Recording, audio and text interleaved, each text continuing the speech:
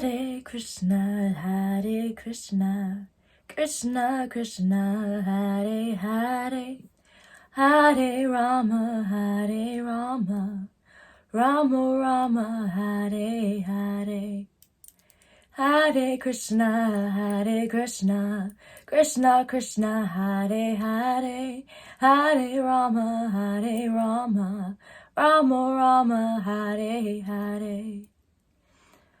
Hare Krishna, Krishna Krishna, Hare Hare, Hare Rama, Rama Rama, Hare Hare.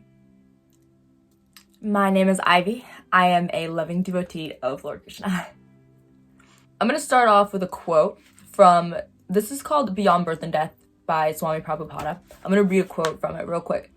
In order to attain a spiritual body, whereby we may enter into Krishna's planet. Krishna consciousness is not a religious formula or some spiritual recreation. It is the most important part of the living entity. Krishna consciousness. This is the need of the time. If we as a whole do not take to Krishna consciousness, we are heading towards an irreligious society, as in a godless society. What is different about Krishna consciousness is something I really want to address. For some reason, we have made it seem as if spiritual realization is a secret. There's some secret way to attain it. A very popular new age topic is raising your consciousness. And they discuss raising your consciousness to a higher realm. Maybe quote unquote from a 3D to a 5D. This is what I will call, or what the Bhagavad Gita calls, an impersonal conception of the Supreme. Impersonalists, people who do not know Krishna, have created their own interpretations of the Vedas. The idea is that through yoga, meditation, one can become one with everything. There's this idea that if you lose your ego, kill your ego off, you will become one with everything, one with God. And there's this idea that has been spread that God is everything. To say that Krishna is everything is like me creating a pair of shoes and saying, I am that pair of shoes. You are not a pair of shoes. This impersonal view is just, it's like atheism. It's just untrue. It really defeats the idea that we have individuality. Why would you want to merge into one huge whole and completely lose who you are?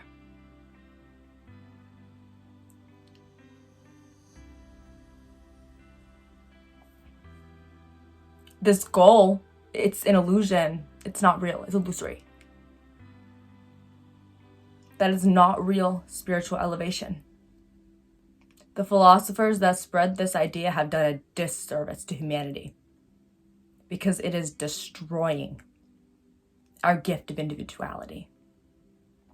The Bhagavad Gita states that yoga is a process of linking oneself with the Supreme Personality of Godhead, Lord Krishna. It is not a bunch of poses, though it is part of it. But you're not going to find your love for God through doing yoga.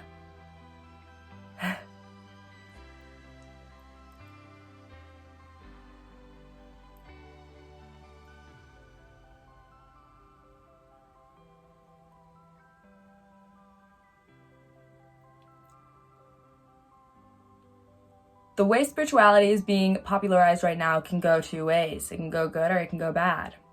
Many people, most people, are open to spirituality, to spiritual process, because innately we crave God. Innately we crave Krishna.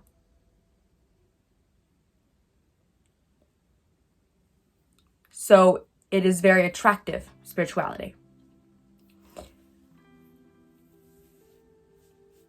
But New Ageism has been confused with anti-religion, almost as if religion is what ruined things.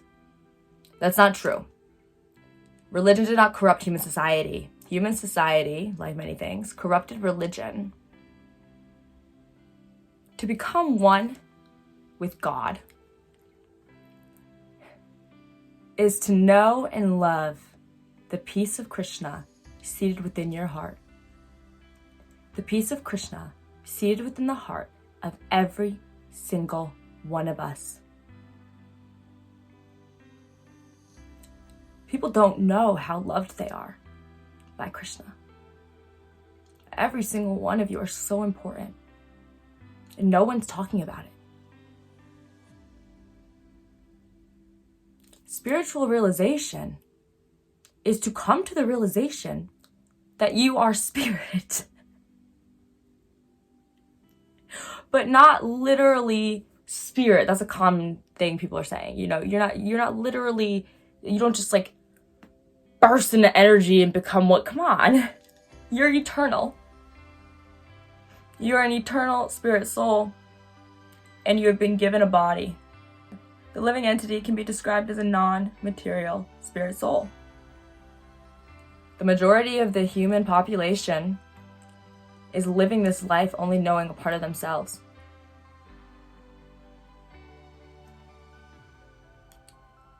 We are misidentifying ourselves with our bodies. We are thinking that we are our bodies. You're not a body. You're an individual spirit soul. And you've been put here to remember your love for Krishna, to remember your love for God.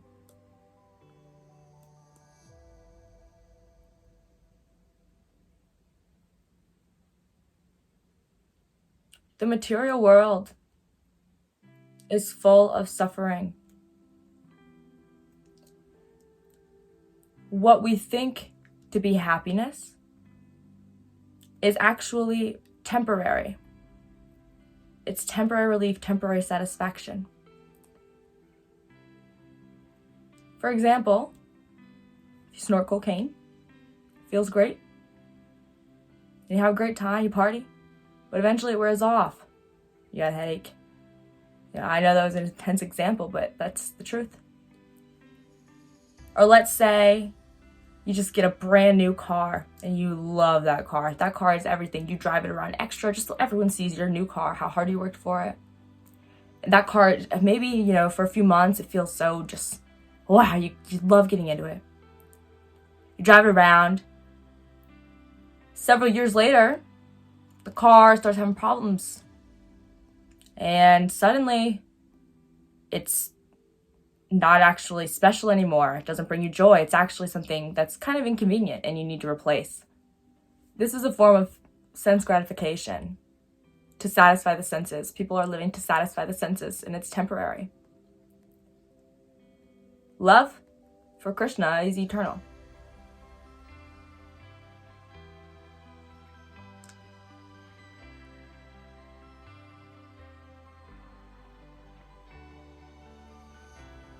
The Krishna consciousness movement has been brought to us so that way anyone can remember their love for God.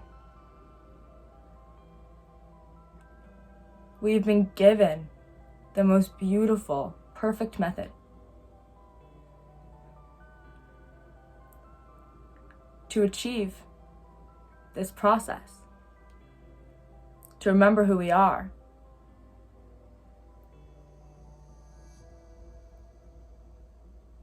It's impossible to come to full self-realization if you're missing a part of yourself. Krishna is a part of you. If you don't know him, you're missing a piece of you and you don't even know it. We live our lives craving something, chasing something, and we have no idea what it is. I will tell you what it is. It is Krishna. Krishna is so sweet. He is so loving. My Lord. Your Lord. About 525 years ago, he incarnated here as Lord Chaitanya. And he brought us a mantra. A mantra that is for everyone. A mantra that Krishna has promised if anyone chants it, anyone, they can be freed from the material conception of life. And they will be elevated to Krishna consciousness. This is for every single one of us. When we are born, we are captivated by the spell of the material world. Let me just read directly from the Bhagavad Gita. This is chapter 8, text 19. The chapter title is Attaining the Supreme. But those intelligent persons who take to Krishna consciousness use human life fully in devotional service of the Lord, chanting Hare Krishna, Krishna Krishna, Hare Hare, Hare Rama, Rama Rama, Hare Hare. Thus they transfer themselves, even in this life, to the spiritual planet of Krishna and become eternally blissful there, not being subject to such rebirths. Spiritual energy is transcendental and it's eternal, and it is beyond this material world. I'm going to read you a quote from one of my oracle cards, the Eternal Soul. I'll put a picture of it. For the soul there is neither birth nor death. The soul, that is, will never cease to be. It is unborn, eternal, ever existing, undying, and primeval. It is not slain when the body is slain. The things that I am speaking to you right now are not made up. I did not make these things up. This is wisdom that has always existed. The Bhagavad Gita was given to us 5,000 years ago. However, Swami Prabhupada did not bring this really to the West until the 1960s. But this is not new.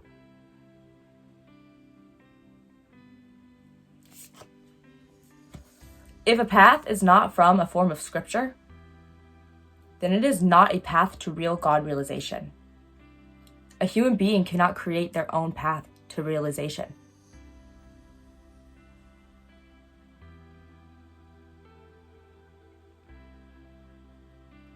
Krishna consciousness believes in all scripture. This is not about being Hindu, Christian, Muslim. This is about unifying us all under one God. It's to understand that there is one ultimate supreme, Krishna. And Krishna is so merciful. He saw how many of us were too far from him. So he sent this simple process. All you have to do is chant. Really. He loves us so much. He's just asking you to chant. You don't have to sit and close your eyes. Even you could do it while washing dishes.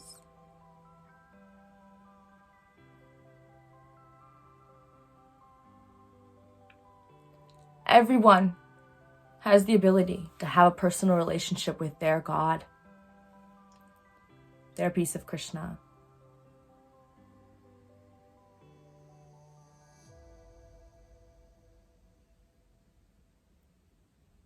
I promise you this process works. I went through it. I've devoted my life to it. I've given all of myself to it because I know people need it. It has saved me. I promise it will save you too. My goal is to introduce Krishna consciousness to as many people as possible because it is the answer to a peaceful society. It is the answer to changing the course of humanity. All Krishna wants from us is to love him. And I promise he is not hard to love. He's perfect. Hare Krishna. I am proud to be a devotee of Lord Krishna. And I really hope you'll join me. Thank you so much for watching. Chant. Go chant. Be happy. Do it. Go chant. If you don't believe me, prove me wrong. Alright, Hare Krishna.